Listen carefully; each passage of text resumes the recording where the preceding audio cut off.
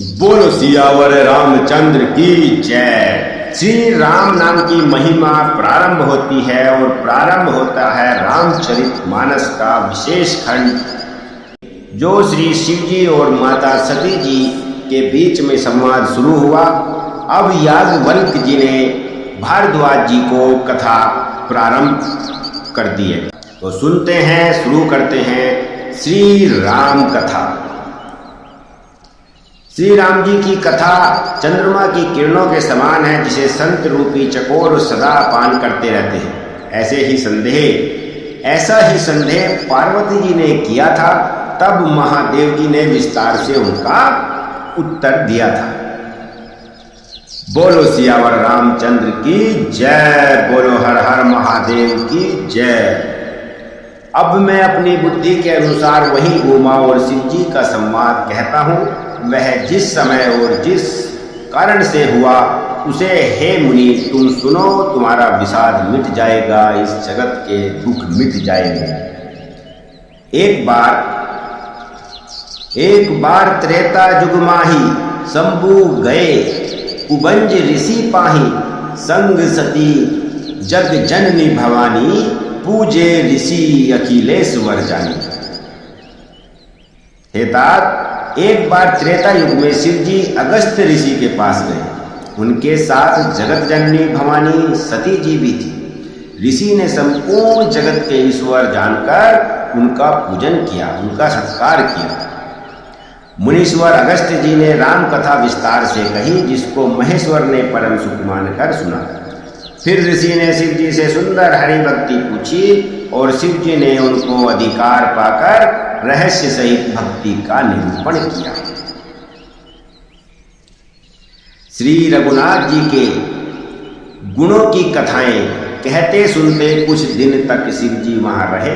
फिर मुनि से विदा मांगकर शिव जी दक्ष कुमारी सती जी को अपने साथ लेकर कैलाश लौट गए। उन्हीं दिनों पृथ्वी का भार उतारने के लिए श्री हरि ने रघुवंश में अवतार लिया था। वे अविनाशी भगवान उस समय पिता के वचन से राज्य का त्याग करके तपस्वी या साधु वेश में दंडक वन एक मतलब वन का नाम था, दंडक वन में विचर रहे थे, यानी घूम रहे थे। शिव जी हृदय में विचारते जा रहे थे कि भगवान के दर्शन मुझे किस प्रकार हो। प्रभु ने गुप्त रूप से अवतार लिया है, मेरे जाने से सब लोग जान जाएंगे। श्री शंकर जी के हृदय में इस बात को लेकर बड़ी खलबली मची हुई थी, परंतु सती जी इस भेद को नहीं जानती थी। तुलसीदास जी कहते हैं कि शिव जी के मन में भेद खुलने का डर था, परंतु दर्शन के लोभ में उनके नेत्र ललचा रहे थे। रावण ने ब्रह्मा जी से अपनी मृत्यु मनुष्य के हाथ से मांगी थी।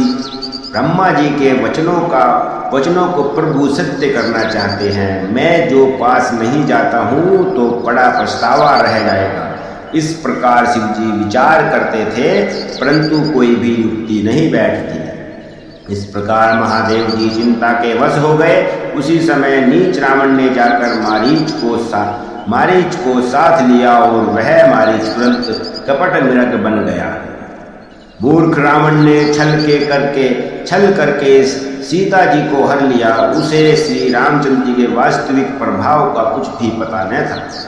मृग को मारकर भाई लक्ष्मण सहित श्री हरि आश्रम में आए और उसे खाली देखकर अर्थात वहां सीता जी को न पाकर उनके नेत्रों में आंसू भर आए।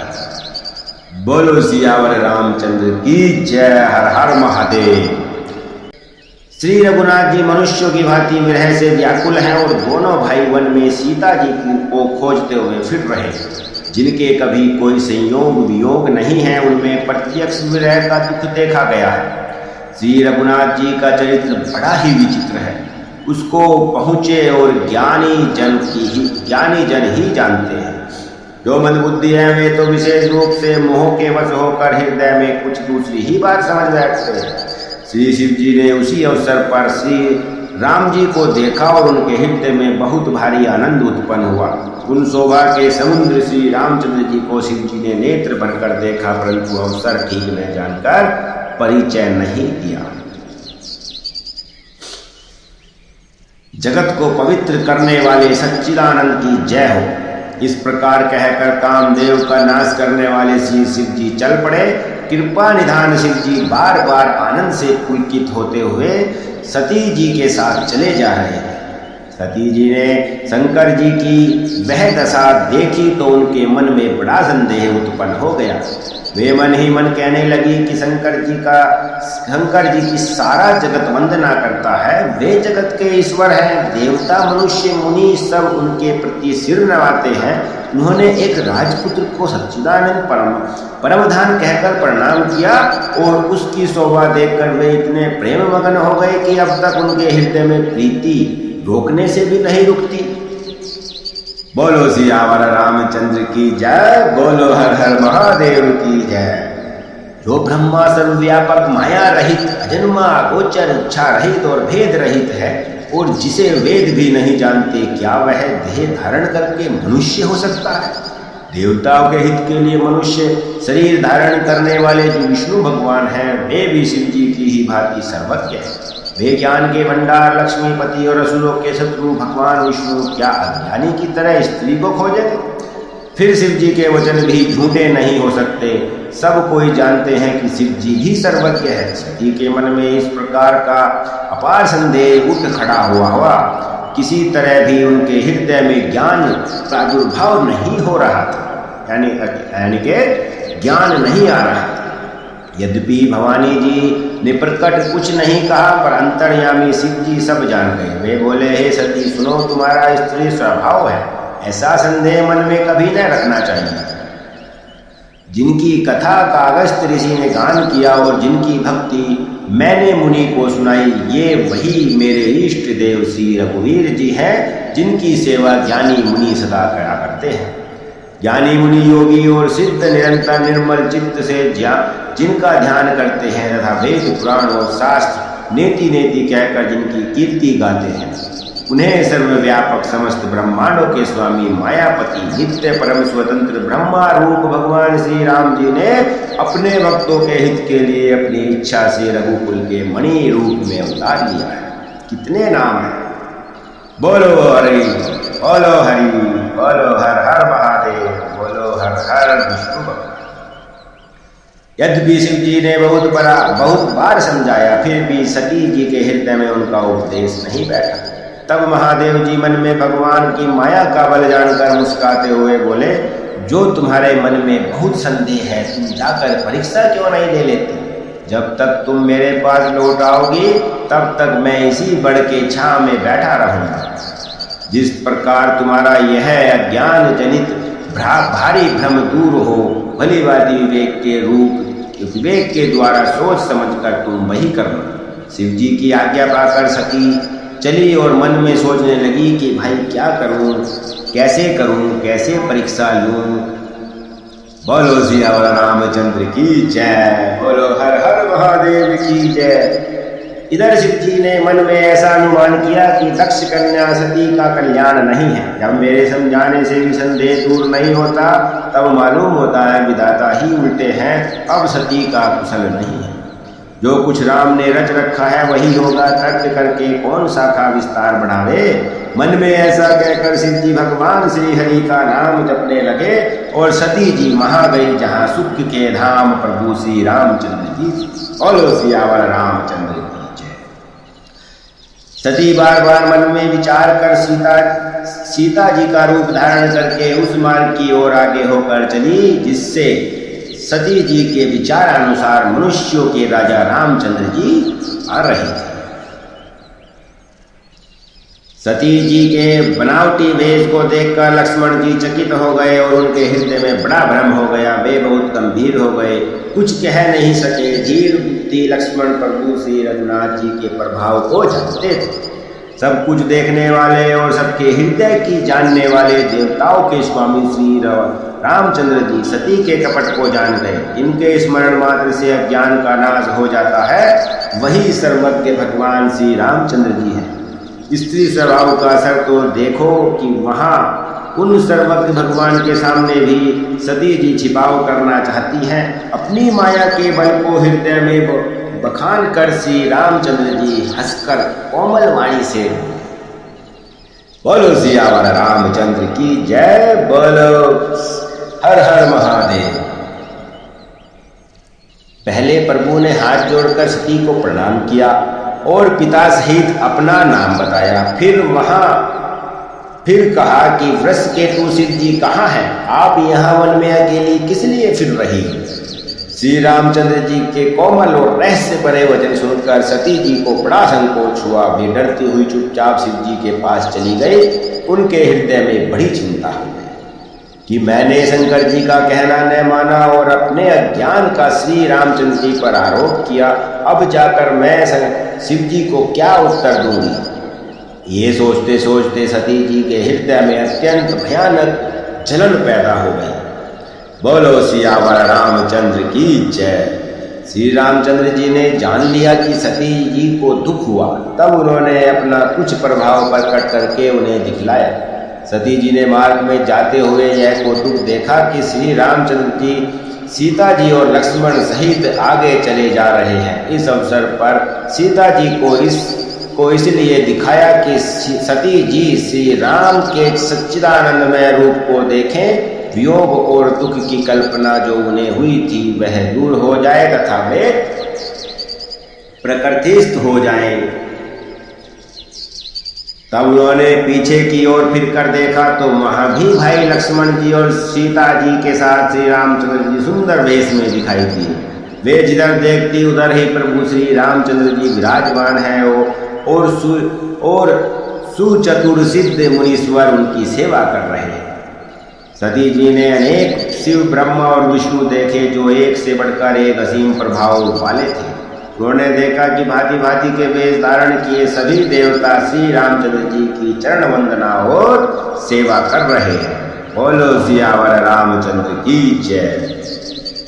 उन्होंने अनगिनत अनुपम सती ब्रह्माणी और लक्ष्मी देखी। जिस रूप में ब्रह्मा आदि देवता थे उसी के अनुकूल रूप में उनकी ये सब शक्तियां भी थी। सती जी ने जहां जहां जितने रघुनाथ जी देखे शक्तियां सहित वहां उतने ही सारे देवताओं को भी देखा। संसार में जो चराचर जीव हैं वे भी अनेक प्रकार के सब देखे। उन्होंने देखा कि अनेकों वेश धारण करके देवता प्रभु श्री रामचंद्र जी की पूजा कर रहे हैं, परंतु श्री रामचंद्र जी का दूसरा रूप कहीं नहीं देखा। सीता सहित श्री रघुनाथ जी बहुत से देखे, परंतु उनके वेश अनेक नहीं थे। सब जगह वही रघुनाथ जी, वही लक्ष्मण और वही सीता जी।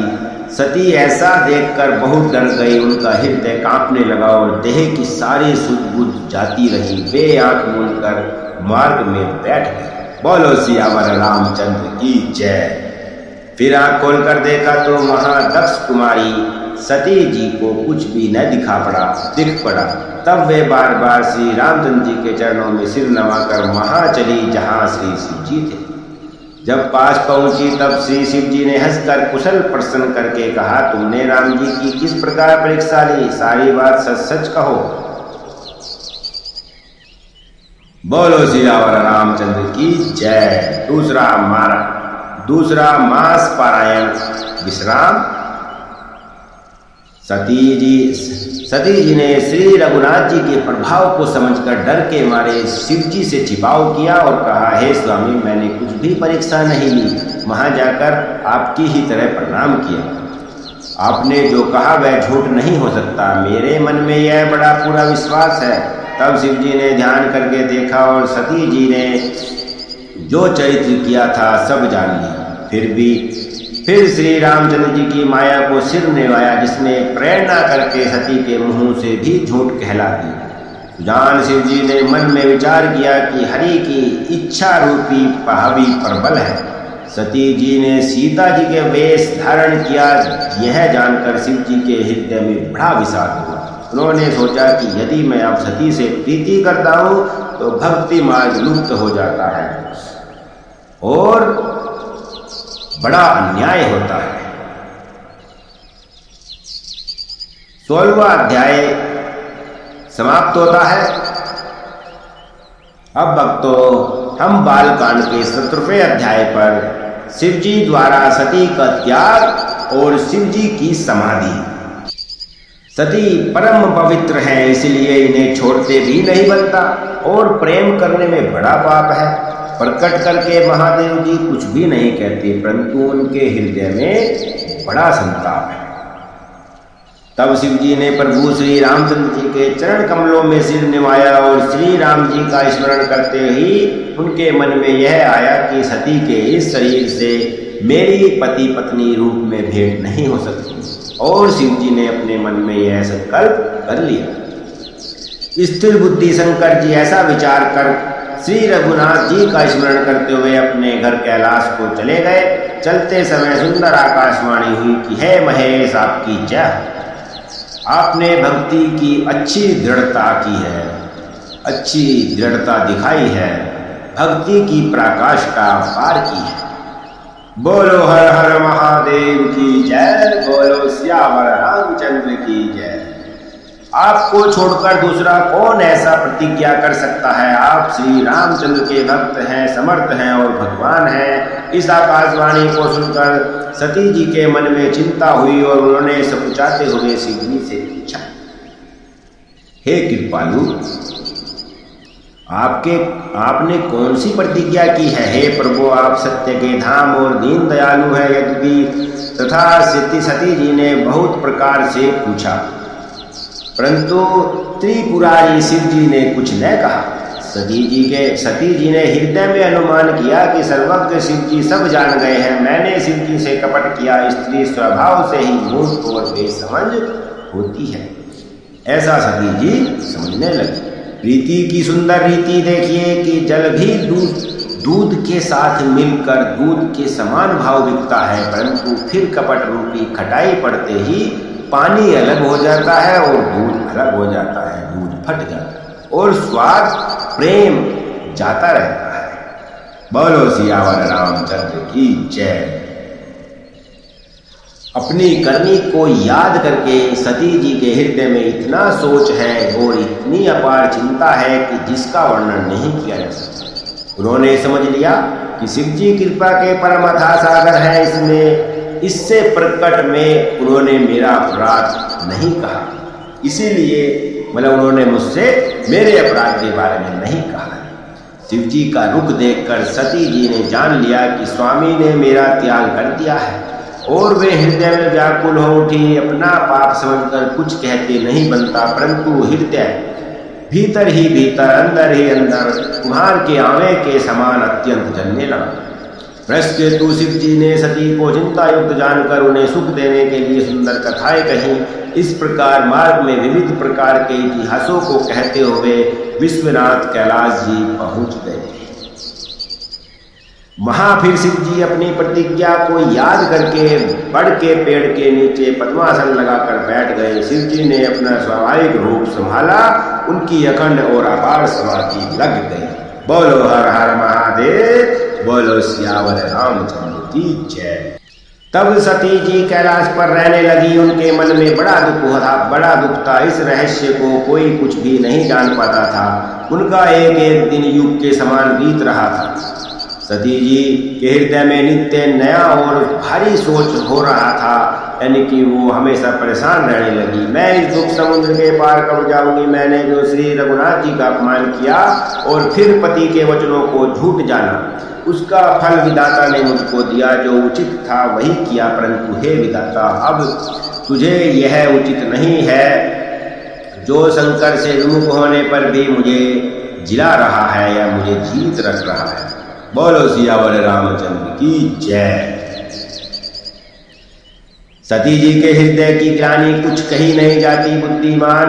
बुद्धिमती सती जी ने मन में श्री रामचंद्र जी का स्मरण किया और कहा, हे प्रभु, यदि आप दीन दयालु कहलाते हैं और वेदों ने आपका यह यश गाया है कि आप दुख को हरने वाले हैं, तो मैं हाथ जोड़कर विनती करती हूँ कि मेरी यह देह जल्दी छूट जाए। यदि मेरा शिव जी के चरणों में प्रेम है और मेरा यह प्रेम व्रत मन वचन और कर्म से सत्य है, तो हे सर्वदर्शी प्रभु सुनिए और शीघ्र वह उपाय कीजिए जिससे मेरा मरण और बिना ही परिश्रम यह पति परित्याग रूपी असहा विपत्ति दूर हो जाए। बोलो सियावर रामचंद्र की जय। दक्ष सुता सती जी इस प्रकार बहुत दुखित थी। उनको इतना दारुण दुख था कि जिसका वर्णन नहीं किया जा सकता। 87,000 वर्ष बीत जाने पर अविनाशी शिवजी ने समाधि खोली। शिवजी राम नाम का स्मरण करने लगे। तब सती जी ने जाना कि अब जगत के स्वामी शिवजी जागे हैं। उन्होंने जागकर शिवजी के चरणों में प्रणाम किया। शिवजी ने उनको बैठने के लिए सामने आसन दिया। शिवजी भगवान हरि की रसमयी कथाएं कहने लगे। उसी समय दक्ष प्रजापति हुए। ब्रह्मा जी ने सब प्रकार से योग देख समझकर दक्ष को प्रजापतियों का नायक बना दिया। बोलो सियावर रामचंद्र की जय। जब दक्ष ने इतना बड़ा अधिकार पाया तब उनके हृदय में अत्यंत अभिमान आ गया। जगत में ऐसा कोई नहीं पैदा हुआ जिसको प्रभुता पाकर मद न हो। यह अध्याय भी यही समाप्त होता है।